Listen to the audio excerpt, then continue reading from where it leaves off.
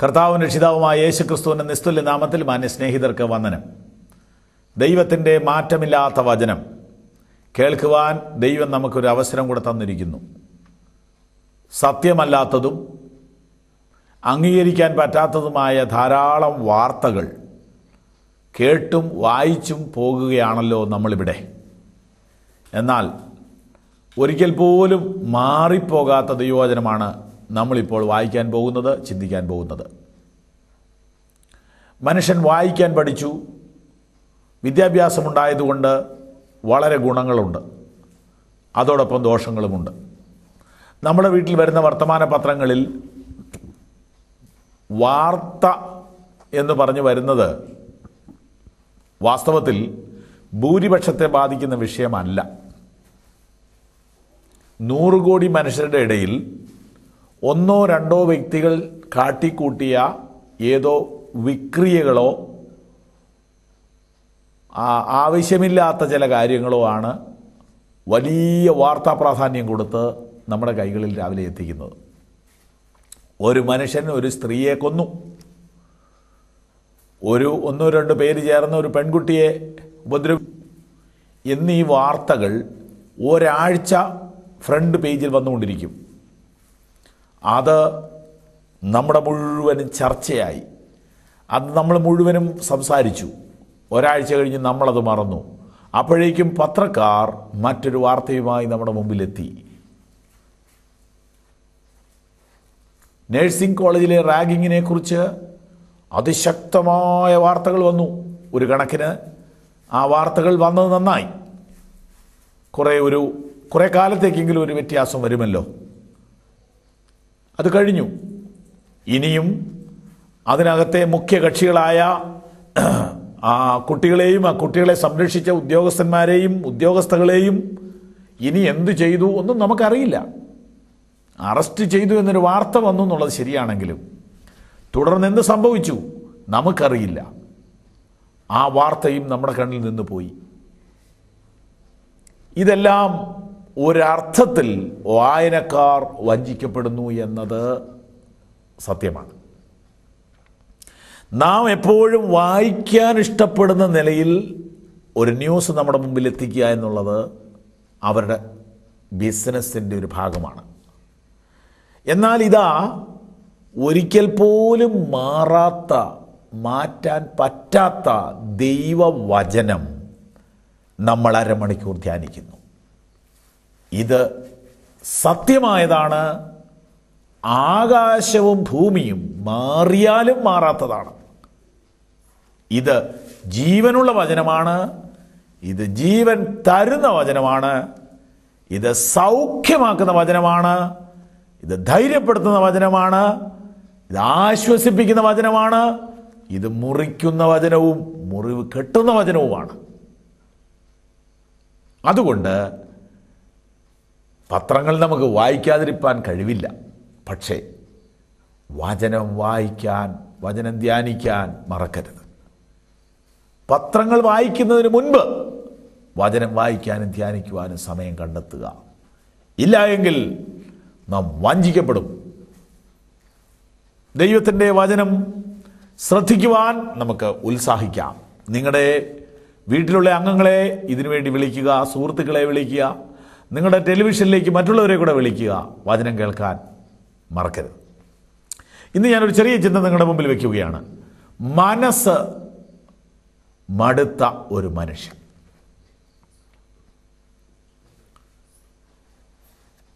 എന്താ മനസ്സ് മടുക്കുക എന്ന് പറഞ്ഞാൽ? മനുഷ്യന് ശരീരവും മനസ്സും ഉണ്ട് എന്ന കാര്യം നിങ്ങൾ അംഗീകരിക്കും. ശരീരം മാത്രമല്ല മനുഷ്യനുള്ളത്. എന്നാൽ ഞങ്ങൾ മൂന്നാമതൊരു ഭാഗവും കൂടെ പഠിപ്പിക്കുന്നുണ്ട്. അത് ആത്മാവാണ്. ശരീരം കൈയും കാലും ഉടലും തലയും കണ്ണും ചെവിയും എല്ലാം ഉൾപ്പെട്ടതാണ് ശരീരം. മനസ്സ് ഇതിൻ്റെ ഉള്ളിൽ ഇതിനെയെല്ലാം കൺട്രോൾ ചെയ്യുന്ന ഒരു ഭാഗമാണ്. അതിനുമപ്പുറത്ത് ആത്മാവ് നിലകൊള്ളുന്നു. ഇതെന്താണ് വ്യത്യാസം? ഇതെങ്ങനെ തിരിച്ചറിയും? ശരീരം ലോകത്തെ അറിയുന്നു, ലോകത്തോട് ബന്ധപ്പെടുന്നു. മനസ്സ് സ്വയം അറിയുന്നു, സ്വയത്തോട് ബന്ധപ്പെടുന്നു. എന്നെക്കുറിച്ചുള്ള ചിന്തകൾ മനസ്സ് തരുന്നു. ദൈവത്തെക്കുറിച്ചുള്ള ചിന്തകൾ ആത്മാവ് തരുന്നു. ദൈവത്തോട് ബന്ധപ്പെടുന്നത് ആത്മാവ്, സ്വയബോധം തരുന്നത് മനസ്സ്, ലോകത്തെക്കുറിച്ച് ബോധം തരുന്നത് ശരീരം. പക്ഷേ ആത്മീയമായി ഇതിനെ വിലയിരുത്തുമ്പോൾ ഇതിനെ രണ്ടിനെയും കൺട്രോൾ ചെയ്തുകൊണ്ട് നടുവിൽ നിലകൊള്ളുന്ന കക്ഷി മനസ്സാണ്. മനസ്സ് മടുത്താൽ എല്ലാം തീർന്നു. ശരീരം തളർന്നാലും മനസ്സ് തളർന്നിട്ടില്ലെങ്കിൽ പ്രതീക്ഷയ്ക്ക് വകയുണ്ട്. അതുകൊണ്ടാണ് രണ്ട് കാലുമില്ലാത്ത ആളുകളും ഈ സമൂഹത്തിൽ വലിയ കാര്യങ്ങൾ ചെയ്തിട്ടുണ്ട്. രണ്ട് കണ്ണുമില്ലാത്ത ആളുകൾ വിലപ്പെട്ട കവിതകൾ ലോകത്തിന് നൽകിയിട്ടുണ്ട്. എന്താണ് കാരണം? അവരുടെ മനസ്സ് ശക്തമായിരുന്നു. ശരീരം ബലഹീനമായ ആളുകൾ ഈ സമൂഹത്തിൽ വളരെ വലിയ കാര്യങ്ങൾ ചെയ്തിട്ടുണ്ട്. അവർക്ക് ശക്തമായൊരു മനസ്സുണ്ടായിരുന്നു. പക്ഷേ ശരീരത്തിന് എല്ലാ ആരോഗ്യവും ഉണ്ടായിട്ടും ഇഷ്ടം പോലെ പണം ഉണ്ടായിട്ടും മനസ്സ് ബലഹീനമായതിനാൽ ഒന്നും ചെയ്യാൻ പറ്റാത്ത ധാരാളം ആളുകളുണ്ട്. മനസ്സ് മടുക്കുക എന്നൊരു സ്ഥിതി വിശേഷം മനുഷ്യർക്കുണ്ടാകും. ഈ നാളുകളായി ഞങ്ങളുടെ സുവിശേഷ പ്രസംഗം ശ്രദ്ധിക്കുന്ന സഹോദരി സഹോദരന്മാരെ, നിങ്ങൾ എപ്പോഴെങ്കിലും മനസ്സ് മടുത്തിട്ടുണ്ടോ? ഇന്ന് ഈ വചനം കേൾക്കുന്നവരിൽ എത്ര പേർ മനസ്സ് മടുത്തിട്ടുണ്ട്? മനസ്സ് മടുത്താൽ എങ്ങനെ അറിയാം? മനസ്സ് മടുത്താൽ അവരുടെ മുഖത്ത് നോക്കിയാൽ അറിയാം. മനസ്സ് മടുത്താൽ അവർക്ക് ഭക്ഷണം കഴിക്കണമെന്ന് താല്പര്യമില്ല, പ്രതീക്ഷകളൊന്നുമില്ല, കുറ്റബോധം മാത്രമേ ഉള്ളൂ, പരാജയ ചിന്തകളേ ഉള്ളൂ. ഇതിനെന്തെങ്കിലും മരുന്നുണ്ടോ? ഉണ്ട്. അതാണ് നമ്മുടെ ചിന്താവിഷയം. ചില മാസങ്ങൾക്ക് മുമ്പ് ഒരു പെൺകുട്ടി ഞങ്ങളെ ഫോൺ ചെയ്തു. അവർക്കൊരു കൗൺസിലിംഗ് ആവശ്യമുണ്ട്. അവർ വിളിച്ചിട്ട്, അല്പ പരിചയമുള്ള കുടുംബമാണ്, അല്പമല്ല നല്ല പരിചയമുണ്ട്. വിളിച്ചിട്ട് പറഞ്ഞു, ഞാൻ മടുത്തു എന്ന് പറഞ്ഞു. ഞാൻ ചോദിച്ചു, എന്ത് മടുത്തു? ജീവിതം മടുത്തു. നിനക്കിപ്പോൾ എത്ര വയസ്സുണ്ട്? 30 വയസ്സുണ്ട്. വിവാഹം കഴിഞ്ഞിട്ട് എത്ര വർഷമായി? 6 വർഷമായി. 6 വർഷം കൊണ്ട് മടുത്തോ? മടുത്തു. നിങ്ങളുടെ വിവാഹം എങ്ങനെയുള്ള വിവാഹമായിരുന്നു? സ്നേഹിച്ചുള്ള വിവാഹമായിരുന്നു. ബസ്സിൽ ഡ്രൈവറായി പോയ ഒരു സുഹൃത്ത്, അതേ ബസ്സിൽ പഠിക്കാൻ പോയ ഒരു പെൺകുട്ടി, ഇവർ രണ്ടും കൂടെ വിവാഹം ചെയ്തു. കുഴപ്പമില്ല, അങ്ങനെയൊക്കെ സംഭവിക്കാമല്ലോ. മനുഷ്യനൊരു വിവാഹമേ ഉള്ളൂ. സ്നേഹിക്കുന്ന പെൺകുട്ടിയെ തന്നെ കഴിക്കുന്നതാണ് നല്ലത്. അത് ചിലപ്പോൾ കുടുംബത്തിന് യോജിച്ചില്ലെന്ന് വരും, വീട്ടുകാർക്ക് ഇഷ്ടപ്പെട്ടില്ലെന്ന് വരും, നാട്ടുകാർക്ക് ഇഷ്ടപ്പെട്ടില്ലെന്ന് വരും, അപ്പനും അമ്മയ്ക്ക് ഇഷ്ടപ്പെട്ടില്ലെന്ന്. എന്നാലും വ്യക്തിപരമായി ഞാൻ പല കേസുകൾ കൈകാര്യം ചെയ്തതിൻ്റെ വെളിച്ചത്തിൽ എനിക്ക് പറയാനുള്ളത്, ഒരു വിവാഹമേ ഒരാൾക്കുള്ളൂ. അത് അവൻ ഇഷ്ടപ്പെട്ട് അവൻ സ്നേഹിച്ച കുട്ടിയെ തന്നെ കഴിച്ചേക്കാമെങ്കിൽ അവർക്കെങ്കിലും സമാധാനമായിട്ട് ജീവിക്കാം. മറ്റുള്ളവർക്ക് വേണ്ടി അതെല്ലാം വെട്ടിമുറിച്ച് ഒരു പുതിയ സംവിധാനത്തിലേക്ക് പോയാൽ അവനും കഴിയും, അവളും കഴിയും, നമ്മളും കഴിയും. അതെൻ്റെ വിഷയമല്ല, ഞാൻ ഇടയ്ക്ക് പറഞ്ഞതേ ഉള്ളൂ. അതിനെക്കുറിച്ച് പിന്നീട് പറയാം. നമ്മൾ തുടർച്ചയായി ദൈവവചനം സംസാരിക്കുമ്പോൾ ഇതെല്ലാം വരും. ഒരു യൗവനക്കാരനൊരു പെൺകുട്ടിയോട് ഇഷ്ടം തോന്നി, അവർ തമ്മിൽ വാക്ക് പറഞ്ഞെങ്കിൽ നിങ്ങളിനി അതിനിടെ വഴക്കുണ്ടാക്കിയാൽ നിങ്ങൾ കൊഴിയും. പോട്ടെ, ഇങ്ങനെ വിവാഹം കഴിച്ചതാണ് ഇവർ. പക്ഷേ ഇതിൻ്റെയൊക്കെ റിസൾട്ട് കൂടെ പറയാം. പല പല വിഷയങ്ങളിൽ ഇടപെട്ടിട്ടുള്ള ഒരു സുവിശേഷകൻ എന്ന നിലയിൽ ഒരു സത്യം അങ്ങ് പറയാം. മിക്കവാറും ഇങ്ങനെയുള്ള വിവാഹങ്ങളൊക്കെ പിന്നീട് വലിയ കുഴപ്പത്തിലാണ് കണ്ടത്. അവരുടെ സ്നേഹമെല്ലാം വിവാഹത്തിന് മുമ്പായിരുന്നു. കത്തുകളിലൂടെ ഭയങ്കര സ്നേഹമുണ്ടായിരുന്നു, ഫോണിൽ കൂടെ ഭയങ്കര സ്നേഹമായിരുന്നു. പക്ഷെ വിവാഹം കഴിഞ്ഞപ്പോൾ ആ സ്നേഹം കാണുന്നില്ല.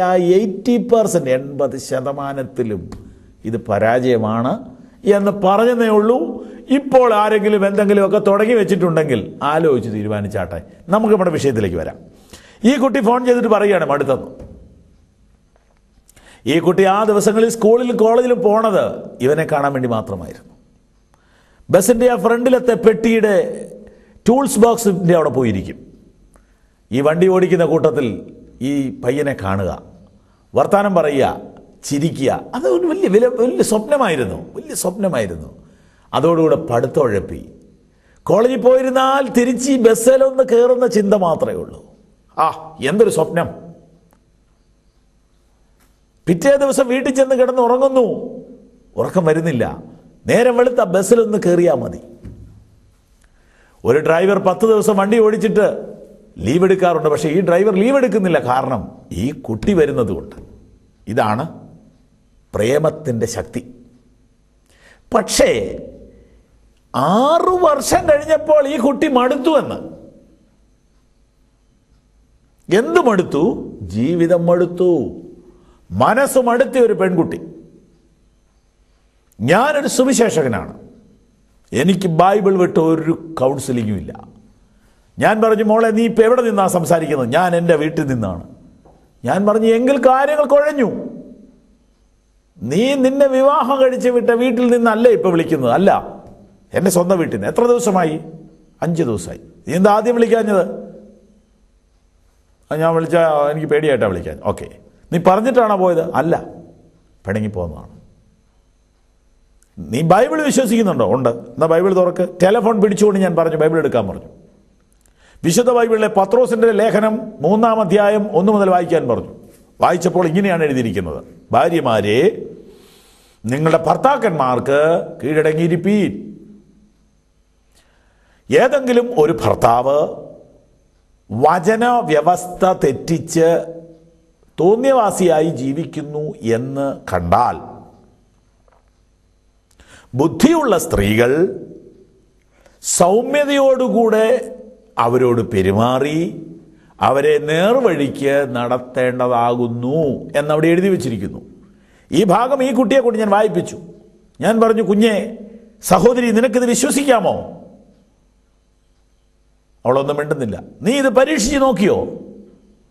ഭർത്താവിൻ്റെ ജീവിതത്തിൻ്റെ പിശകുകളെ നിന്റെ പിണക്കുകൊണ്ടല്ല തിരുത്തേണ്ടത്, നിന്റെ സ്വഭാവശുദ്ധി കൊണ്ടും സൗമ്യതയും സ്നേഹവും നിറഞ്ഞ പെരുമാറ്റം കൊണ്ടും അവനെ നേർവഴിക്ക് തിരിക്കാനുള്ള ഇൻഫ്ലുവൻസ്, സ്വാധീന ശക്തി സ്ത്രീകൾക്ക് സൃഷ്ടാവ് കൊടുത്തിട്ടുണ്ടെന്ന്. സ്ത്രീകൾക്ക് അങ്ങനെ കഴിവ് ദൈവം പുരുഷനെ സ്വാധീനിക്കാനുള്ള. അത് തെറ്റായി ഉപയോഗിക്കരുത്, നന്നായി ഉപയോഗിക്കണം. കണ്ടോ, മനസ്സുമടുത്തൊരു പെൺകുട്ടി. ദൈവം തമ്പുരാൻ്റെ കരുണയാൽ ഞങ്ങളൊരു ചെറിയ ഹെൽപ്പ് ചെയ്തു. ആ കുടുംബം പിരിഞ്ഞു പോകാതെ ഒന്നാക്കി തീർത്തു. ഞങ്ങൾ പോയില്ല, കാരണം അങ്ങനെയല്ല അതിൻ്റെ റൂട്ട്. പറഞ്ഞു മനസ്സിലാക്കി. വന്നൊന്ന് വീണ്ടും യോജിപ്പിക്കാൻ ചോദിച്ചു. ഞാൻ പറഞ്ഞു, ഞാൻ വന്നാൽ നിങ്ങളുടെ കൂടെ എനിക്ക് താമസിക്കാൻ പറ്റില്ല, എനിക്ക് വേറെ ജോലിയുണ്ട്. ജീവിക്കുന്നത് നിങ്ങളാണ്. തെറ്റുതിരുത്തുക, റിസ്ക് എടുക്കാൻ തയ്യാറാകുക. ജീവിതം ഒരു ദിവസം കൊണ്ട് തീരത്തില്ല. വളരെ പ്രാർത്ഥിച്ചു. ആ കുടുംബത്തിന് വേണ്ടി ഞങ്ങൾ ദൈവത്തോട് കരഞ്ഞു പ്രാർത്ഥിച്ചു. ഇന്ന് അവർ സന്തോഷമായി ജീവിക്കുന്നു. ഇന്ന് ഈ ശബ്ദങ്ങൾക്ക് നിങ്ങൾ എത്ര പേരും അടുത്തവരുണ്ട്? കഴിഞ്ഞ ദിവസം ഞങ്ങളുടെ മറ്റൊരു ദൈവദാസൻ്റെ അടുക്കൽ ഒരു സ്ത്രീ കയറി ചെന്നു. അവർ പറഞ്ഞത്, നിങ്ങളുടെ ടെലിവിഷൻ പ്രസംഗം കേട്ടിട്ട് ഞങ്ങൾ വന്നതാണ്. ആ സ്ത്രീ പറഞ്ഞു, 70 ലക്ഷം രൂപ സ്ത്രീധനം കൊടുത്താണ് എന്നെ കെട്ടിച്ചത്. 70 ലക്ഷം. സാറേ, കഴിഞ്ഞ ദിവസം ഞാൻ എൻ്റെ വീടിൻ്റെ 2ാമത്തെ നിലയിലെ ഫോർട്ടിക്കോയിൽ നിന്ന് നോക്കുമ്പോൾ അന്ധനായ ഒരു മനുഷ്യനെ, ഒരു ഭിക്ഷക്കാരനെ കയ്യിൽ പിടിച്ചുകൊണ്ട് ഒരു സ്ത്രീ, അയാളുടെ ഭാര്യ ആയിരിക്കും, പിടിച്ചുകൊണ്ടൊരു മൂളിപ്പാട്ടും പാടി ഞങ്ങളുടെ ഗേറ്റ് കടന്നു വന്നു. വീടിൻ്റെ വാതുക്ക വന്ന് ബെല്ലടിച്ചു. ഞാൻ മുകളിൽ നിൽക്കുകയാണ്. ഞങ്ങളുടെ വേലക്കാരത്തി ചെന്ന പാത്രത്തിലേക്ക് അല്പം പൈസ ഇട്ട് കൊടുത്തു. ആ സ്ത്രീ ചിരിച്ചുകൊണ്ട് ആ കണ്ണു കാണാത്ത മനുഷ്യൻ്റെ കയ്യെ പിടിച്ച് കിന്നാരം പറഞ്ഞ് നടന്നു പോകുന്നത് കണ്ടപ്പോൾ, എൻ്റെ ദൈവമേ, ആ സ്ത്രീയുടെ ഭാഗ്യം പോലും എനിക്ക് കിട്ടിയില്ലല്ലോ, എനിക്ക് അതുപോലെ ഒരു ഭർത്താവിനെ മതിയായിരുന്നു എന്ന് 70 ലക്ഷം രൂപ സ്ത്രീധനം കൊടുത്ത് കെട്ടിച്ചു വിട്ട പെണ്ണ് മാളിക മുറിയുടെ മുകളിൽ നിന്നുകൊണ്ട് വിലപിക്കുന്ന കാര്യം സുവിശേഷകന്മാരായി ഞങ്ങൾ മാത്രമേ അറിയുന്നുള്ളൂ. മനസ്സുമടുത്ത ധാരാളം കോടീശ്വരന്മാർ ഈ രാജ്യത്തുണ്ട്. ഞങ്ങളൊരു സത്യം പറയാം, പണം കൊണ്ട് മനുഷ്യന്റെ പ്രശ്നം പരിഹരിക്കപ്പെടുന്നില്ല.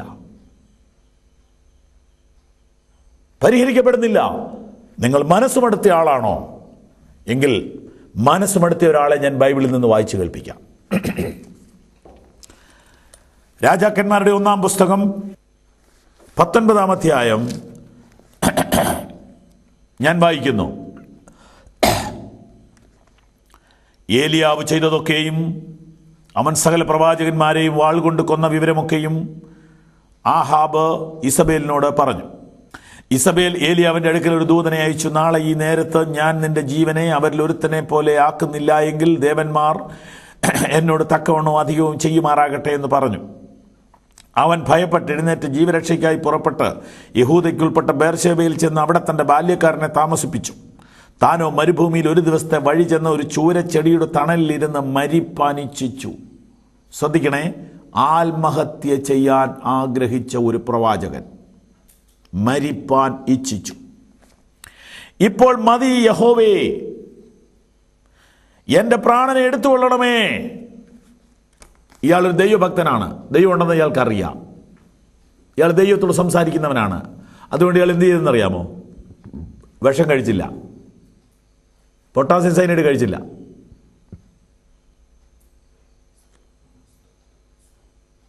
ട്രെയിൻ പാളത്തെ തലവെച്ചില്ല, ഫാനിൽ തൂങ്ങിയില്ല. ഇയാള് ദൈവത്തോട് പറഞ്ഞ് എന്നെ അങ്ങ് കൊന്നേക്കാം, ദൈവമേ എൻ്റെ ജീവനെ അങ്ങ് എടുത്തോണേ. അയാൾ ദൈവം ഉണ്ടെന്ന് വിശ്വസിക്കുന്നു. പക്ഷേ അയാൾ ജീവിതം എടുത്തു. എൻ്റെ ജീവനെ അങ്ങ് എടുക്കണേ. അത് കഴിഞ്ഞ് അയാൾ പറയുന്നൊരു വാക്ക് ശ്രദ്ധിക്കുക, ഞാൻ എൻ്റെ പിതാക്കന്മാരെക്കാൾ നല്ലവനൊന്നും അല്ലല്ലോ. എനിക്ക് നിങ്ങളോട് വളരെ പറയാനുണ്ട്. ഈ മനുഷ്യൻ ആരാണെന്നറിയാമോ? ലോകം കണ്ടതിലേക്കും ശക്തനായ ഒരു മനുഷ്യനാണ്. ഇയാളെക്കുറിച്ച് ബൈബിളിലെ മറ്റ് സ്റ്റേറ്റ്മെൻറ്റ് കേൾക്കണമോ? ശ്രദ്ധിച്ച് കേൾക്കുക. ഏലിയാവ് നമുക്ക് സമസ്വഭാവമുള്ള മനുഷ്യൻ. വളരെ ഒരു വലിയ വിഷയമാണ്. പക്ഷെ ഇന്ന് രാത്രി ഇന്ന് ഈ സന്ദേശത്തിൽ എനിക്ക് നിങ്ങളോട് പറയാനുള്ളത്, മനസ്സ് മടുക്കുന്നതിന് പൊസിഷൻ വിഷയമല്ല, പ്രായ വിഷയമല്ല. പുരോഹിതനും രാജാവും ലക്ഷാധിപതിയും ലക്ഷം വീട്ടിൽ താമസിക്കുന്നവനും ഒക്കെ മനസ്സും മടുക്കും. മനസ്സുള്ളവർക്കൊക്കെ മനസ്സും മടുക്കും. ജീവിതത്തിൽ ഒരിക്കൽ പോലും മനസ്സ് മടുക്കാത്ത ആരുമില്ല. അതിന് ഏത് വീട്ടിൽ ജനിച്ചാലും പ്രശ്നമൊന്നുമില്ല, പണം ഉണ്ടെങ്കിലും പ്രശ്നമൊന്നുമില്ല. മനസ്സ് മടുക്കുന്ന ഒരു സാഹചര്യം ജീവിതത്തിലുണ്ടാവും. ഓക്കെ, ഇയാൾ മനസ്സ് മടുത്തത് എന്തുകൊണ്ടാണ്? ഉത്തരം, ഒരു ന്യൂസ് കേട്ടിട്ടാണ്. എന്താണ് ആ ന്യൂസ്? സ്ഥലത്തെ ഒരു പ്രമുഖ കോടീശ്വരിയായ ഒരു സ്ത്രീയെ ഒരാളെ വിട്ട് പറയിപ്പിച്ചിരിക്കുക, നാളെ നിന്നെ കൊല്ലുമെന്ന്. അതായത് ഈ പ്രവാചകൻ 24 മണിക്കൂർ ഇനി ലൈഫ് ഉള്ളെന്ന് ഒരു സ്ത്രീ പറഞ്ഞു. ഇത് കേട്ടപ്പോൾ ഈ മനുഷ്യൻ പറയുക, ആ 24 വേണ്ട, അതിനു മുമ്പ് മരിച്ചേക്കാം. ഇയാൾ ആരാണെന്നറിയാമോ? ഇയാൾ അപാര കരുത്തനായ ഒരു മനുഷ്യനാണ്. ഇയാളുടെ മുമ്പിലൊന്നും ആരും നിൽക്കില്ല, അത്ര തൻ്റെ ഇടമുള്ള മനുഷ്യൻ. പക്ഷെ ഒരു ദുർബല നിമിഷത്തിൽ ഏത് വലിയവനും പതറിപ്പോവും. ഇവിടെ ഈ മനുഷ്യൻ പേടിച്ചു. എങ്ങനെ പേടിച്ചു? ഒരു സ്ത്രീയുടെ വാക്ക്. ഒന്ന് ചിന്തിച്ചാൽ മതി, നാളെ ഈ നേരത്ത് നിന്നെ കൊല്ലുമെന്ന് പറഞ്ഞാൽ മനുഷ്യ ബോധമുള്ളവനാണ് ഈ നേരത്ത് പിന്നെ ഇവിടെ നിൽക്കുമോ? അവൻ എവിടെയെങ്കിലും പോയി ഒളിക്കില്ലേ? അപ്പോൾ കറക്റ്റ് ടൈം പറയുമ്പോഴേ തീരുമാനിച്ചോളം കൊല്ലാനല്ലെന്ന്. അത് പേടിപ്പിക്കുന്ന ഒരു കടലാസ് പുലിയാണത്. പക്ഷെ ഇതൊക്കെ അറിയാം, സൈക്കോളജി അറിയാൻ മേലാത്ത ആളൊന്നും അല്ല ഏലിയാവ്. പക്ഷേ ചിന്താശക്തി പോലും നഷ്ടപ്പെട്ടു പോയി. ടെൻഷൻ വന്നു കഴിയുമ്പോൾ, മനസ്സ് മടുത്തു കഴിയുമ്പോൾ, ആകുല ചിന്ത വന്നു കഴിയുമ്പോൾ, ഭയം വന്നു കഴിയുമ്പോൾ നമ്മുടെ തലയ്ക്ക് വെളിവിലുണ്ടോ? നമുക്ക് കണ്ണ് കാണൂല, പിന്നെ ചെവിയും കേൾക്കൂല, പിന്നെ എന്തൊക്കെയോ ചിന്തിക്കുക. നോക്കണേ, ഒരു കരുത്തനായ മനുഷ്യൻ ഓടുന്ന കണ്ടോ? ഓടുക. പലരും ചോദിച്ചു, അയ്യോ നിങ്ങൾ വലിയ മനുഷ്യനല്ലേ, എന്നാ ഓടുക? ഒന്നുമില്ല, ഞാനൊന്ന് ഓടുക. ആരോട് പറഞ്ഞില്ല, അയാൾ ഓടി. അയാളുടെ ജോലിക്കാരാണ്, 1-2 സർവൻസ് ഉണ്ട് പുള്ളിക്ക്, വിശ്വസ്തരായ ആളുകളാണ്. അവരോട് പറഞ്ഞു, നിങ്ങൾ എൻ്റെ കൂടെ പോരണ്ട, ഞാൻ എനിക്ക് ഒറ്റയ്ക്ക്. എന്താ കാണിക്കുന്നത് അറിയോ? ജീവിതം മടുത്തു കഴിയുമ്പോൾ ഏകാന്തത ഇഷ്ടപ്പെടും. ജീവിതം മടുത്തു കഴിയുമ്പോൾ ഭാര്യ വേണ്ട, മക്കൾ വേണ്ട, ആരുടെയും മുഖം എനിക്ക് കാണണ്ട, എനിക്കൊന്ന് ഒറ്റയ്ക്കിരിക്കണം തോന്നുക. കണ്ടോ, ഈ ഒറ്റയ്ക്കിരിക്കണം ചിന്തിച്ചാൽ പിന്നെ അടുത്ത ചിന്ത എന്താണെന്നറിയാമോ? ആത്മഹത്യ. ആളുകളിൽ നിന്ന് അകലുന്നവൻ ആത്മഹത്യയോട് അടുക്കുന്നു. എഴുതി വെച്ചോളൂ. സമൂഹത്തിൽ നിന്ന് അകലുന്നവൻ ആത്മഹത്യയോട് അടുക്കുകയാണവൻ. നിങ്ങൾക്ക് അങ്ങനെയുള്ളവരെ സഹായിക്കാൻ താല്പര്യമുണ്ടെങ്കിൽ ഇങ്ങനെയുള്ളവരെ നിങ്ങൾ വാച്ച് ചെയ്യണം. എന്നിട്ട് അവരുടെ മനസ്സ് ഒന്ന് തുറപ്പിക്കാൻ ശ്രമിക്കണം. അവരെ കൊണ്ടിരുന്ന് പറയിപ്പിക്കണം. ഷെയർ ചെയ്യാൻ അവസരം ഉണ്ടാക്കിയാൽ ആത്മഹത്യ ചെയ്യില്ല. ഞങ്ങൾക്ക് അനേകരെ സഹായിക്കാൻ സാധിച്ചിട്ടുണ്ട്. ശ്രദ്ധിക്കുക, മനസ്സ് മടുക്കുമ്പോൾ മനുഷ്യൻ പലതും ചിന്തിക്കുന്നു. ഇവൻ ഒറ്റയ്ക്കിരിക്കാൻ ആഗ്രഹിക്കുന്നു, ഏകാന്തത ഇഷ്ടപ്പെടുന്നു, അടുത്തത് ആത്മഹത്യയാണ്. അവനോട് ചെന്നിട്ട് ഇങ്ങനെ പറയുക, എൻ്റെ ദൈവം എന്നെ അങ്ങ് എടുത്തോണേ. അടുത്ത ചിന്ത, എൻ്റെ പിതാക്കന്മാരെക്കാൾ നല്ലവനല്ലോ. ഇതിൻ്റെ പേരെന്നാണെന്നറിയാമോ? അപകർഷതാബോധം, ഇൻഫീരിയോറിറ്റി കോംപ്ലക്സ്. എന്താണത്? കഷ്ടകാലം വരുമ്പം ബലഹീനതകളെല്ലാം ഓർക്കും, നല്ലതൊക്കെ മറക്കും. ഈ മനുഷ്യൻ പറയാ, ഞങ്ങളുടെ കുടുംബക്കാരും അത്ര വലിയ മിടുക്കന്മാരൊന്നും അല്ല, ഞാനും അല്ല, അവരെക്കാൾ ഞാൻ നല്ലവനല്ല, അവരും നല്ലവനല്ല. അപ്പോൾ ഒരു ഒരു ഒരു തലവേദന വന്നാൽ ഉടനെ ചിന്തിക്കുന്നത് എന്നാണെന്നറിയോ? എൻ്റെ അമ്മയുടെ ആങ്ങളെ തലവേദന വന്നാൽ മരിച്ചത്. നടുവേദന വന്നാൽ ഉടനെ ചിന്തിക്കുക എന്നാണെന്നറിയോ? എൻ്റെ അപ്പൻ്റെ അനിയൻ്റെ മകൻ നടുവേദന വന്ന് 6 കൊല്ലം തളർന്നു കിടന്നതാണ്. പെട്ടെന്ന് നമ്മൾ നെഗറ്റീവ് ചിന്തയിലേക്ക് പോകും. കഷ്ടകാലം വരുമ്പോൾ പരാജയങ്ങളെല്ലാം ഓർമ്മ വരും. അവരാരും നല്ലതല്ല എന്നാണ് അവൻ ചിന്തിച്ചത്. പക്ഷേ എനിക്കൊരു ഗുഡ് ന്യൂസ് നിങ്ങളോട് പറയാനുണ്ട്. ഇവൻ ദൈവത്തോടാണ് ഇതൊക്കെ പറഞ്ഞത്. ഈ മനുഷ്യൻ ദൈവത്തോടാണിത് പറഞ്ഞത്.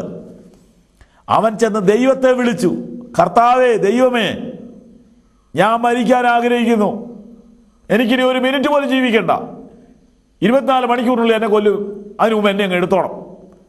നിങ്ങൾക്ക് ആത്മഹത്യ ചെയ്യാൻ ആഗ്രഹമുണ്ടോ? ഞാൻ നിങ്ങൾക്കൊരു ചാൻസ് തരാം. നിങ്ങൾ ദൈവത്തോട് പറ, കർത്താവേ, ഈ ജീവൻ നീ തന്നതല്ലേ, അതുകൊണ്ട് നീ അങ്ങ് എടുത്തോണം. നിങ്ങൾക്കത് എടുക്കാൻ എന്താ അവകാശം? നിങ്ങൾക്ക് കയറ് കഴുത്തെ കെട്ടാൻ ആരവകാശം തന്നു? ഈ ജീവൻ നിങ്ങൾക്ക് തന്നത് ദൈവമാണെങ്കിൽ ദൈവത്തോട് പറ. ആത്മഹത്യ ചെയ്യാൻ ആഗ്രഹമുള്ളവരെല്ലാം ഒരു മുറി അടച്ചിട്ട് ദൈവത്തോട് പറ, കർത്താവേ, എൻ്റെ ജീവനെ അങ്ങ് എടുത്തോളാൻ. നിശ്ചയമായിട്ടും ദൈവം നിങ്ങൾക്കൊരു ആൻസർ തരും. നോക്കൂ, ഈ മനുഷ്യൻ ദൈവത്തോട് പറഞ്ഞു, എൻ്റെ കർത്താവേ, എന്നെ അങ്ങ് എടുക്കണേ. ഉടനെ ദൈവം എന്ത് ചെയ്യുന്നറിയാവോ? ശ്രദ്ധിച്ചോണം, വളരെ പ്രധാനപ്പെട്ട ഒരു ന്യൂസാണ്. അവൻ ഇങ്ങനെ പറഞ്ഞിട്ട് കിടക്കുമ്പോൾ ദൈവത്തിന് ഒരു ദൂതൻ വന്ന് അവനെ തട്ടി, എഴുന്നേറ്റ് തിന്നുക എന്ന് അവനോട് പറഞ്ഞു. ദൈവത്തോടാണ് അവൻ ഇത് പറഞ്ഞത്. ദൈവത്തിൻ്റെ ഒരു ദൂതൻ വന്ന് അവനെ തട്ടി. സഹോദരീ സഹോദരന്മാരെ, എനിക്കൊരു അതിമനോഹരമായ സന്ദേശം നിങ്ങളോട് പറയാനുണ്ട്. നിങ്ങളുടെ അമ്മ നിങ്ങളെ തട്ടിയാൽ നിങ്ങൾക്ക് സന്തോഷമാണോ? നിങ്ങൾക്ക് ഓർമ്മയുണ്ടോ നിങ്ങളുടെ അമ്മ നിങ്ങളെ തട്ടിയ രംഗം? നിങ്ങൾക്ക് ഓർമ്മയില്ല. ഒരു മാതാവ് ഒരു കുഞ്ഞിന് തന്നിട്ടുള്ളതിലേക്ക് ഏറ്റവും വിലപ്പെട്ട സംഭാവനയാണ് പുറത്തിങ്ങനെ തട്ടുക. പാല് കുടിച്ചിട്ട് ഛർദ്ദിക്കുന്ന കുഞ്ഞുങ്ങളോട് ഡോക്ടർ പറയുന്നതെന്നറിയാവോ? അമ്മയോട് പറ, പുറത്ത് കിടത്തിയിട്ട് തട്ടാൻ. ഇതിൻ്റെ പേരാണ് പോസിറ്റീവ് സ്ട്രോക്ക്. വാസ്തവത്തിൽ ദൈവത്തിൻ്റെ ദൂതൻ മനസ്സുമടുത്തിയ മനുഷ്യനൊരു പോസിറ്റീവ് സ്ട്രോക്കാണ് കൊടുത്തത്, തട്ടി. ഇന്ന് ഈ വചനം നിങ്ങളുടെ മനസ്സിനൊരു ആശ്വാസം തരികയാണ്. ഇന്ന് ഈ വചനം നിങ്ങളെ തട്ടുകയാണ്. മരിക്കണ്ട, കള്ളു കുടിക്കണ്ട, കഞ്ചാവ് വലിക്കണ്ട, ഭാര്യയോട് പിണങ്ങണ്ട, വീട് വിട്ടു പോകണ്ട, ദൈവസന്നിധിയിൽ മുട്ടുമടക്ക്. ദൈവം നിന്നെ സഹായിക്കും. പ്രാർത്ഥിക്കാം. സ്വർഗസ്ഥനായ ഞങ്ങളുടെ പിതാവേ, മനസ്സുമടുത്ത് അനേകരുള്ള ഒരു രാജ്യത്താണ് ഞങ്ങൾ ജീവിക്കുന്നത്. ആത്മഹത്യയുടെ എണ്ണം വളരെ കൂടുന്ന ഒരു ലോകത്താണ് ഞങ്ങൾ ജീവിക്കുന്നത്. ഇന്നെന്റെ ഈ ശബ്ദം കേട്ട ആരെങ്കിലും ജീവിതം അടുത്തവരാണെങ്കിൽ, സ്ത്രീകൾ, പുരുഷന്മാർ, അവരെ കർത്താവേ നിന്റെ തൃക്കരം തൊട്ട് തട്ടുന്ന ഒരു പകലായിട്ട് തീരണമേ. നിന്റെ വചനത്താൽ അവരെ തൊട്ടുണർത്തണമേ. ഇന്ന് കർത്താവ് അങ്ങനെ ചെയ്തതിനായിട്ട് സ്തോത്രം. ദൈവത്തിങ്കിലേക്ക് അവർ മടങ്ങി വരട്ടെ, യേശുവിൻ നാമത്തിൽ തന്നെ. സഹോദരി സഹോദരന്മാരെ, ഇത് സന്ദർഭവശാൽ പറഞ്ഞതല്ല. ദൈവത്തിൻ്റെ ആത്മാവ് നിങ്ങൾക്ക് വേണ്ടി ഈ മെസ്സേജ് എന്നെ ഏൽപ്പിച്ചതാണ്. നിങ്ങൾ ജീവിതം എടുത്തെങ്കിൽ വിഷം കുടിക്കുകയല്ല, ബ്രാൻഡി കുടിക്കുകയല്ല ചെയ്യേണ്ടത്. ദൈവസന്നിധിയിൽ ചെല്ലുക. കർത്താവ് നിങ്ങളെ അനുഗ്രഹിക്കട്ടെ.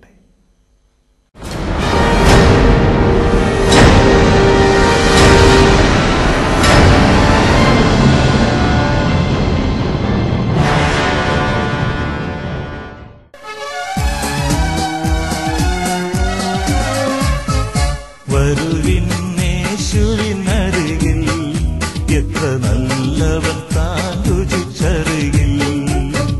വരുവിൻ യേശുവിനരികിൽ. മനസ്സുമടുക്കുമ്പോൾ ഈ വിഷയത്തെക്കുറിച്ച് കഴിഞ്ഞ ദിവസം ഞാൻ നിങ്ങളോട് സംസാരിച്ചിരുന്നു. വീണ്ടും അതിനോട് ബന്ധപ്പെട്ട ഒരു ചിന്ത പങ്കിടുവാനായിട്ടാണ് ആഗ്രഹിക്കുന്നത്. ഇന്നത്തെ ചിന്തയ്ക്ക് വേണ്ടി നമുക്ക് യോഹന്നാന്റെ സുവിശേഷം 5-ാം അധ്യായം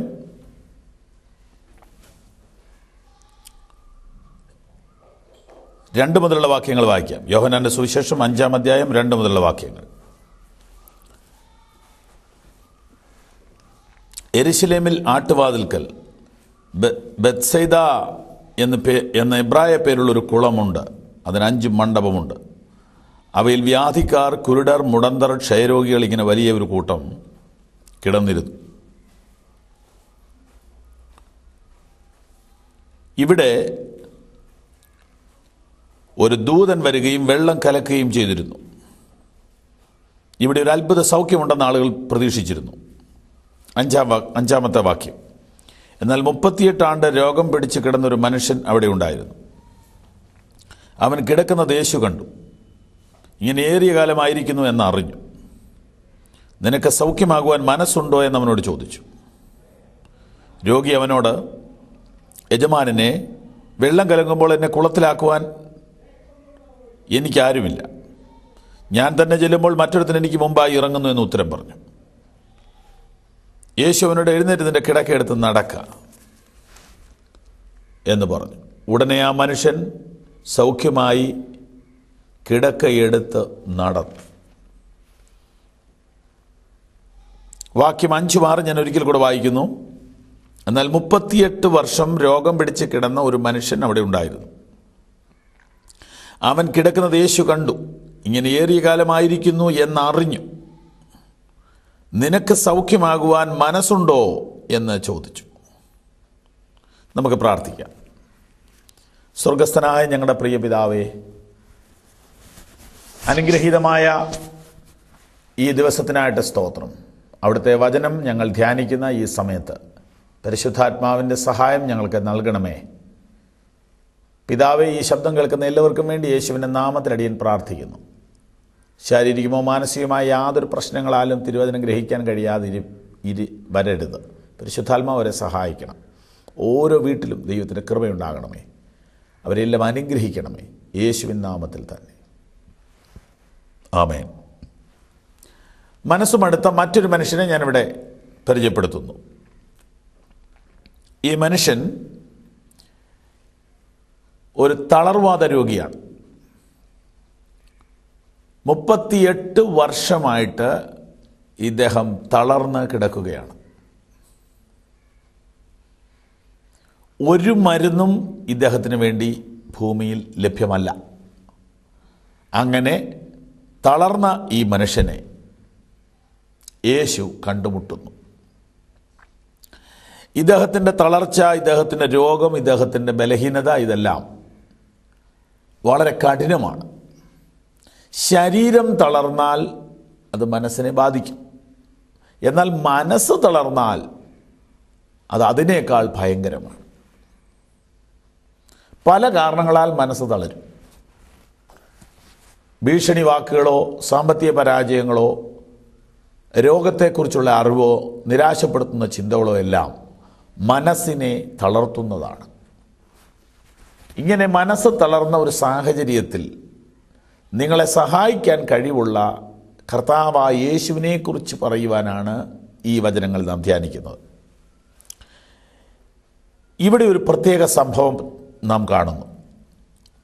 ഈ 38 വർഷം, കുറഞ്ഞത് 38 വർഷമെങ്കിലും ആയിട്ട് തളർന്നു കിടക്കുന്ന ഈ മനുഷ്യൻ. അപ്പോൾ ഇദ്ദേഹത്തിന് അതിൽ കൂടുതൽ പ്രായം കാണും. എന്നാൽ 38 ആണ്ട് രോഗം പിടിച്ച് കിടന്നൊരു മനുഷ്യൻ അവിടെ ഉണ്ടായിരുന്നു. അപ്പോൾ 38 വർഷം ഇവൻ്റെ രോഗത്തിന് പ്രായമുണ്ട്, ഇവൻ അതിൽ കൂടുതൽ പ്രായമുണ്ട്. ഇവനിപ്പോൾ എവിടെയാണ്? ഇവനിപ്പോൾ ഒരു പുണ്യസ്ഥലത്താണ്. ഏതാണ് ഈ പുണ്യസ്ഥലം? ബെഥെസ്ത എന്ന് പറയുന്ന ഒരു പ്രത്യേക കുളത്തിൻ്റെ സമീപ പ്രദേശം. ഇത് ബൈബിളിൽ മറ്റൊരു സ്ഥലത്തും വിവരിച്ചിട്ടില്ലാത്ത ഒരു സ്റ്റോറിയാണ്. അതായത് എന്താണ് ഈ സ്ഥലത്തിൻ്റെ പുണ്യം, ഇവിടെ എന്താണ് അത്ഭുതം, ഒന്നും വിശദീകരിക്കാൻ കഴിയില്ല. എങ്കിലും ഞാൻ ചുരുക്കമായിട്ട് പറയാം. ഈ സ്ഥലത്ത് ഒരത്ഭുതം നടക്കുന്നു എന്ന് ആളുകൾ വിശ്വസിച്ചിരുന്നു. യഹൂദന്മാരുടെ ആരാധനാലയത്തിന് സമീപമുള്ള ഒരു കുളമാണിത്. ഈ കുളത്തിന് പല പല കവാടങ്ങളുണ്ട്, വലിയ ക്ഷേത്രക്കുളം പോലെ. ഇതിൻ്റെ പണികളും ഇതിനകത്തെ കാര്യങ്ങളുമെല്ലാം മനുഷ്യൻ എന്തൊക്കെയോ അത്ഭുതങ്ങൾ നടക്കുമെന്ന് പ്രതീക്ഷിക്കുന്ന സ്ഥലങ്ങളാണ്. ഈ സ്ഥലത്തെക്കുറിച്ചുള്ള ഒരു ഐതിഹ്യം, ഇവരുടെ വിശ്വാസം ഇതാണ്: ഇവിടെ വല്ലപ്പോഴും ഒരിക്കൽ ഒരു മാലാഖ ഇറങ്ങി വരികയും ഈ കുളത്തിലിറങ്ങിയിട്ട് വെള്ളം ഇളക്കിയിട്ട് പോവുകയും ചെയ്യും. അങ്ങനെ മാലാഖ വന്ന് ഈ കുളത്തിലിറങ്ങി വെള്ളം ഇളക്കിയിട്ട് പോയാൽ ഉടൻ തന്നെ അവിടെ ഒരു സൗഖ്യത്തിൻ്റെ ശക്തി വ്യാപരിക്കും. ആദ്യം ആ വെള്ളത്തിലേക്ക് ചാടുന്ന വ്യക്തി എന്ത് രോഗമാണെങ്കിലും സൗഖ്യമാകും. ക്യാൻസർ ആണെങ്കിലും മറ്റേതെങ്കിലും രോഗമായാലും ഏത് പ്രശ്നമാണെങ്കിലും ഈ വെള്ളത്തിലേക്ക് ആദ്യം ഇറങ്ങിയാൽ സൗഖ്യം. ഈ ഒരു സങ്കല്പം, ഈ ഒരു വിശ്വാസം അവിടെ ഉണ്ടായിരുന്നു. യേശു അതിനെ പ്രോത്സാഹിപ്പിക്കുന്നുമില്ല, നിരുത്സാഹപ്പെടുത്തുന്നുമില്ല. ഒന്നുകൂടെ ഞാൻ പറയാം, ഇത് അവരുടെ സങ്കല്പമായിരുന്നു. യേശു ഇതിനെ പ്രോത്സാഹിപ്പിക്കുന്നുമില്ല, നിരുത്സാഹപ്പെടുത്തുന്നുമില്ല. പിന്നെ യേശുവിന് ഈ വിഷയത്തെക്കുറിച്ചുള്ള കാഴ്ചപ്പാട്, ബൈബിളിൻ്റെ കാഴ്ചപ്പാട്, ഞങ്ങളുടെ കാഴ്ചപ്പാട് വ്യക്തമാക്കാം. അത് പറഞ്ഞതുകൊണ്ട് ഭൂമിയിൽ ഒരു പുണ്യസ്ഥലവും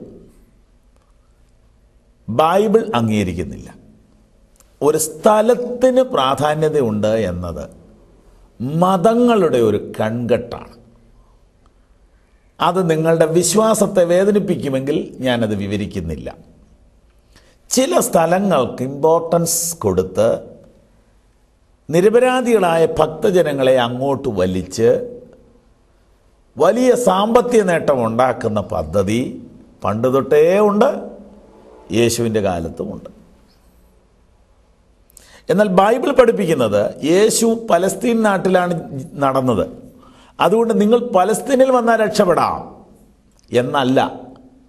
നിങ്ങൾക്ക് കൂത്താട്ടുകുളത്ത് വെച്ച് രക്ഷപ്പെടാം, നിങ്ങൾക്ക് തൃശ്ശൂർ വെച്ച് രക്ഷപ്പെടാം, നിങ്ങൾക്ക് തിരുവനന്തപുരത്തോ കന്യാകുമാരിയിലോ വെച്ച് യേശുവിനെ സമീപിക്കാം. യേശുവിൻ്റെ വാക്ക്, 2 or 3 പേർ എൻ്റെ നാമത്തിൽ എവിടെ കൂടിയാൽ ഞാൻ അവരുടെ നടുവിലുണ്ട്. എന്നെ വിളിച്ചപേക്ഷിക്കാൻ ഞാൻ നിനക്ക് ഉത്തരമരുളും. ഞാൻ നിന്നെ ഒരു നാളും അനാഥനായി വിടുകയില്ല. ഇങ്ങനെയൊക്കെ പറഞ്ഞ മിശിഹാ തമ്പുരാൻ ഒരു പ്രത്യേക സ്ഥലത്തിന് പ്രാധാന്യം കൊടുക്കുന്നില്ല. ഒരു പ്രത്യേക സ്ഥലത്ത് ശക്തി ഉണ്ടെന്ന് പഠിപ്പിക്കുന്നില്ല.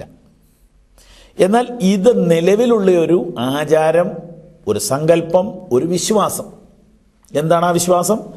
തീരാവ്യാധിക്കാർ, മുടന്തന്മാർ, വായിച്ച് കേൾപ്പിക്കാം. കുരുടർ, മുടന്തർ, ക്ഷയരോഗികൾ എന്നിങ്ങനെ ധാരാളം തീരാവ്യാധിക്കാർ ഈ സ്ഥലത്ത് വന്ന് കിടന്നിരുന്നു. അതത് സമയത്തൊരു ദൂതൻ ഈ വെള്ളത്തിലിറങ്ങുന്നു. ആ ദൂതൻ വെള്ളത്തിലിറങ്ങിയിട്ട് കയറിയാൽ ആദ്യം ഇറങ്ങുന്ന രോഗി സൗഖ്യമാകും. ഇതാണ് ഇവിടുത്തെ സങ്കല്പം. അതുകൊണ്ട് എന്ത് സംഭവിച്ചു? മറ്റ് പുണ്യസ്ഥലങ്ങളെ പോലെ തന്നെ ധാരാളം രോഗികൾ ഈ സ്ഥലത്ത് വന്ന് സ്ഥിരതാമസം തുടങ്ങി. കാരണം എപ്പോഴാണ് മാലാഖ വരുന്നതെന്ന് ആർക്കും അറിയില്ല.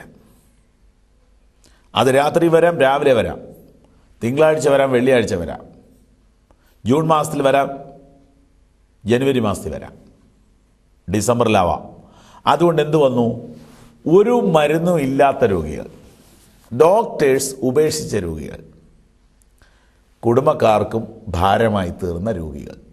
ചുരുക്കി പറഞ്ഞാൽ നമ്മുടെ വിഷയം മനസ്സും അടുത്തവർ, എല്ലാവരാലും കൈവിടപ്പെട്ടവർ. വൈദ്യശാസ്ത്രത്തിനോ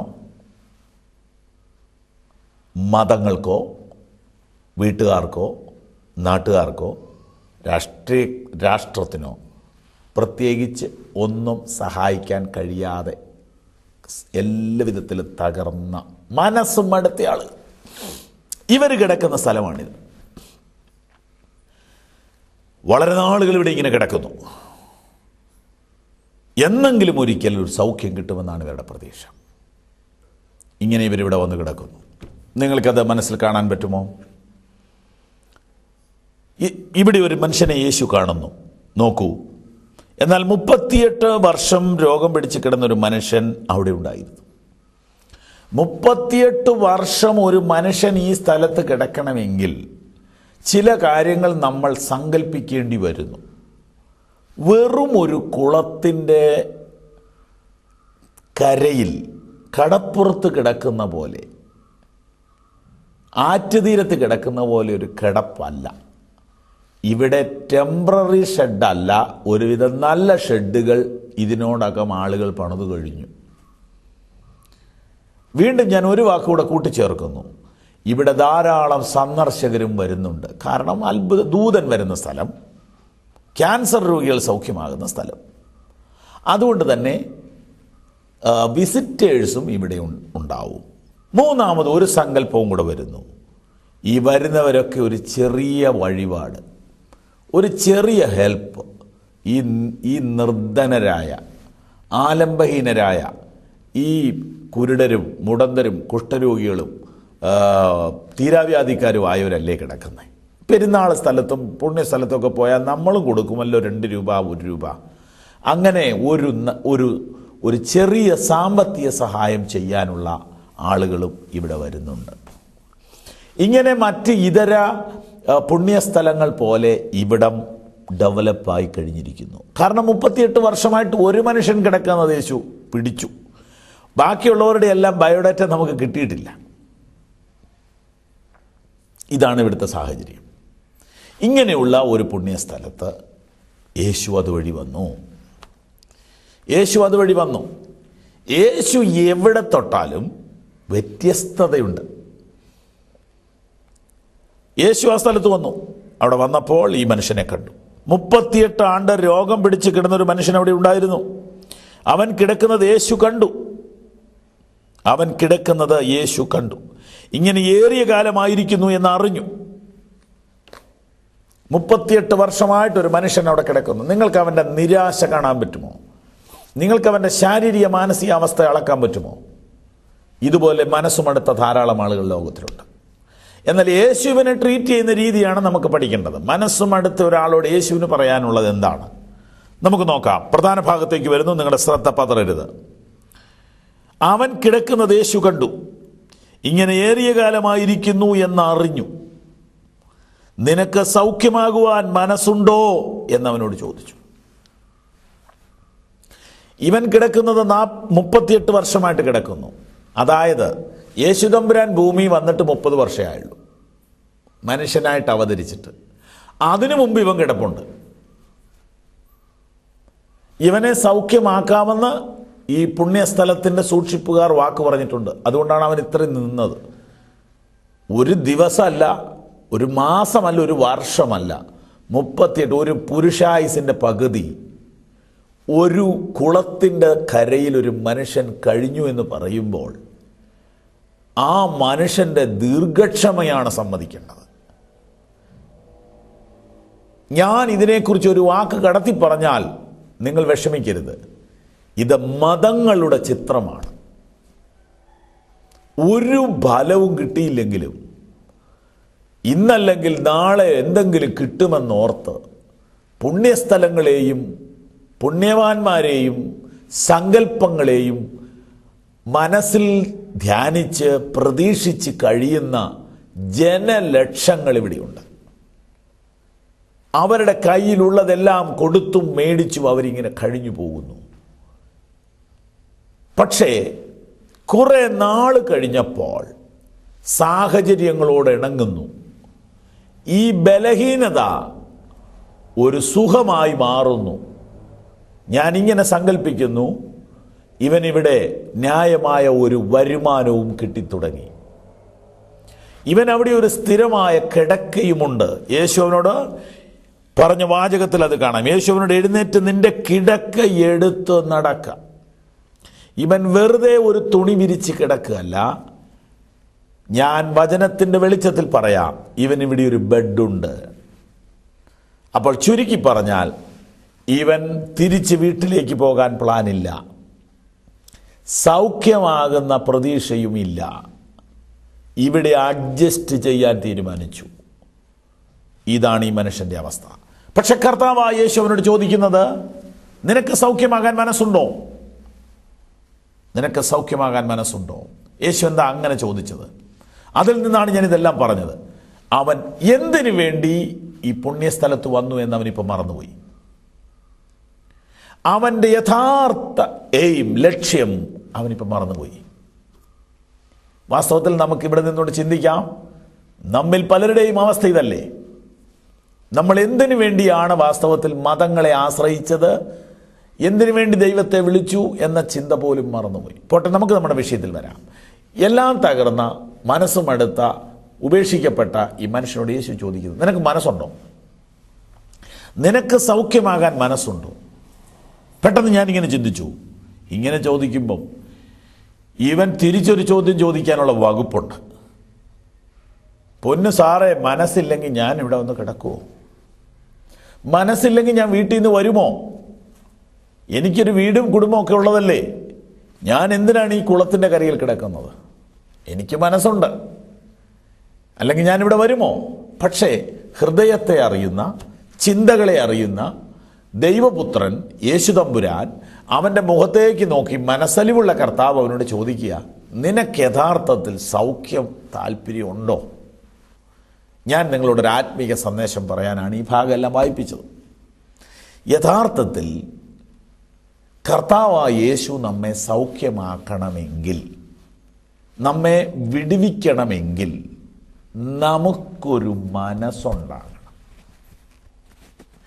അതായത് ദൈവം തമ്പുരാൻ നേരിട്ട് നമ്മുടെ അകത്ത് കയറി നമ്മുടെ പ്രശ്നങ്ങളെ എടുത്തു മാറ്റത്തില്ല. നാം നമ്മുടെ മനസ്സ് തുറക്കണം. യേശു അവനോട് ചോദിക്കുക, നിനക്ക് മനസ്സുണ്ടോ? നിനക്ക് താല്പര്യമുണ്ടോ? എങ്കിൽ ഞാൻ ഇടപെടാം. നിനക്ക് മനസ്സുണ്ടെങ്കിൽ ഞാൻ നിന്നെ സഹായിക്കാം. ഈ ചോദ്യത്തിന് അവൻ പറഞ്ഞ ഉത്തരം, രോഗി അവനോട്, യജമാനനെ, വെള്ളം കലങ്ങുമ്പോൾ എന്നെ കുളത്തിലാക്കുവാൻ എനിക്കാരുമില്ല. ഞാൻ തന്നെ ചെല്ലുമ്പോൾ മറ്റൊരുത്തിന് എനിക്ക് മുമ്പായി ഇറങ്ങുന്നു. ഇവൻ്റെ രണ്ട് പ്രശ്നം, എനിക്കാരുമില്ല എന്ന് പറഞ്ഞാൽ അനാഥത്വം. എനിക്കാരുമില്ല. ഇങ്ങനെ നിലവിളിക്കുന്ന അനേകം മനുഷ്യർ നമുക്ക് ചുറ്റുമുണ്ട്. എനിക്കാരുമില്ല. എനിക്കാരുമില്ലെന്ന് പറയുന്നവൻ്റെ മുൻപിൽ ആണ് യേശു നിൽക്കുന്നത്. ഇനി നിനക്കാരുമില്ലെന്ന് പറയരുത്. നിന്നെ സഹായിക്കാൻ കഴിവുള്ളവനാണ് നിന്റെ മുമ്പിൽ നിൽക്കുന്നത്. എനിക്കാരുമില്ല എന്ന് ഇവൻ വാ തുറന്നു പറഞ്ഞു. ഇന്ന് ഈ ശബ്ദം കേൾക്കുന്ന നിങ്ങൾ പ്രായത്തിലോ ക്ഷീണത്തിലോ രോഗത്തിലോ ഇരിക്കുന്നെങ്കിൽ നിങ്ങളോട് ഞാൻ കർത്താവിൻ്റെ വചനത്തിൽ നിന്നൊരു സന്തോഷ വാർത്ത പറയട്ടെ. ആരുമില്ലാത്തവരുടെ അത്താണിയാണ് യേശു. ആരുമില്ലാത്തവർക്ക് ആശ്വാസം തരാൻ വേണ്ടി വന്നവനാണ് യേശു. കർത്താവായ യേശുവിനെ കുറിച്ച് നാം കഴിഞ്ഞ ദിവസങ്ങളിൽ വായിച്ചു. VIPസിൻ്റെ വീട്ടിൽ വിളിച്ച് ഭക്ഷണം കൊടുക്കുന്ന ഉന്നതന്മാരുമായിട്ട് ബന്ധമുള്ള യേശു എന്തിനാണ് ഈ അനാഥർ മാത്രം കിടക്കുന്ന കുളക്കരയിൽ വന്ന് നിൽക്കുന്നത്? ഇവിടെ കിടക്കുന്ന ഈ മനുഷ്യന്റെ പേര് മാർട്ടിൻ എന്നിരിക്കട്ടെ, അപ്പുറത്ത് കിടക്കുന്ന മനുഷ്യന്റെ പേര് ഏലിക്കുട്ടി എന്നിരിക്കട്ടെ, ഇതിൽ ആരോട് സംസാരിച്ചാലും അവർ പറയാൻ പോണത് എനിക്കാരുമില്ല.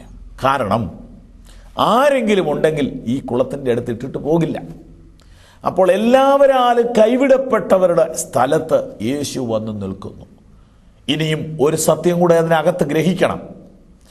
ഒരു പക്ഷേ നിങ്ങൾക്ക് തോന്നും നിങ്ങൾക്ക് ആരൊക്കെയോ ഉണ്ടെന്ന്. പക്ഷേ യഥാർത്ഥം പറഞ്ഞാൽ എല്ലാവരും ഈ അവസ്ഥയിലാണ്. നമുക്കാരുമില്ലെന്ന് നാം എന്തെങ്കിലും ഒരിക്കൽ തിരിച്ചറിയും. നമുക്ക് പലരും ഉണ്ടെന്ന് നമുക്ക് തോന്നുമെങ്കിലും യഥാർത്ഥ പ്രശ്നത്തിന്റെ മുമ്പിൽ നമുക്ക് ആരുമില്ലെന്ന് നാം ഇന്നല്ലെങ്കിൽ നാളെ അറിയും. അതെത്രയും വേഗത്തിൽ അറിഞ്ഞാൽ നല്ലത്.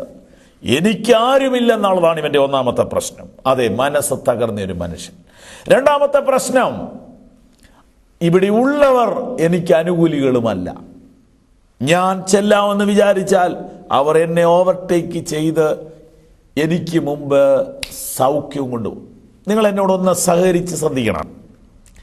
ഇത് പുണ്യസ്ഥലമാണെങ്കിൽ, ഇത് ദൈവസ്ഥലമാണെങ്കിൽ, ദൈവം സഹായിക്കുന്ന സ്ഥലമാണെങ്കിൽ, മുഖപക്ഷമില്ലാത്ത ദൈവമാണ് ഇതിൻ്റെ മാനേജരെങ്കിൽ, ഇവിടെ ബലപ്രയോഗം നടത്തി സാമർഥ്യമുള്ളവന് സൗഖ്യം കിട്ടുമോ? വാസ്തവത്തിൽ ഇവിടെ മതങ്ങളുടെ മറ്റൊരു ചിത്രം വരുന്നു. കയ്യൂക്കുള്ളവൻ കാര്യക്കാരൻ, പിടിപാടുള്ളവനും പണമുള്ളവനും സാമർഥ്യമുള്ളവനും വേണ്ടി നിൽക്കുന്ന ഒരു ദൈവമാണോ യഥാർത്ഥ ദൈവം? നോക്കൂ, ഇവൻ പറയുന്ന രണ്ടാമത്തെ പ്രോബ്ലം, ഞാൻ തന്നെ ചെല്ലുമ്പോൾ മറ്റൊരുത്തിന് എന്റെ മുമ്പിൽ കയറുന്നു. മുമ്പിൽ കയറലാണ് LKG ക്ലാസ് മുതൽ മുമ്പിൽ കയറ്റമാണ്. പഠിത്തത്തിൽ മുമ്പിൽ കയറുക, ഓട്ടത്തിൽ മുമ്പിൽ കയറുക, ഇങ്ങനെ മുമ്പിൽ കയറി ബസ്സിൽ സീറ്റ് പിടിക്കാൻ മുമ്പിൽ കയറുക, റെയിൽവേ സ്റ്റേഷനിൽ ടിക്കറ്റ് എടുക്കാൻ മുമ്പിൽ കയറുക. അതൊക്കെ നമുക്ക് സഹിക്കാം. ഇവിടെ ഒരു രോഗി ആശുപത്രിയിൽ മുമ്പിൽ കയറ്റമാണ്. പക്ഷെ അതൊക്കെ നമ്മൾ അഡ്ജസ്റ്റ് ചെയ്തേ പറ്റൂ. പക്ഷെ ദൈവത്തിന്റെ അടുക്കലും ഈ മുമ്പിക്കയറ്റമുണ്ടോ? ഞാൻ ബൈബിളിലെ സത്യം പറയാം. യേശുക്രിസ്തുവാണ് ഈ കേസ് അറ്റൻഡ് ചെയ്യുന്നെങ്കിൽ ഏറ്റവും പുറകിലേക്ക് അവൻ ആദ്യം ചെല്ലും.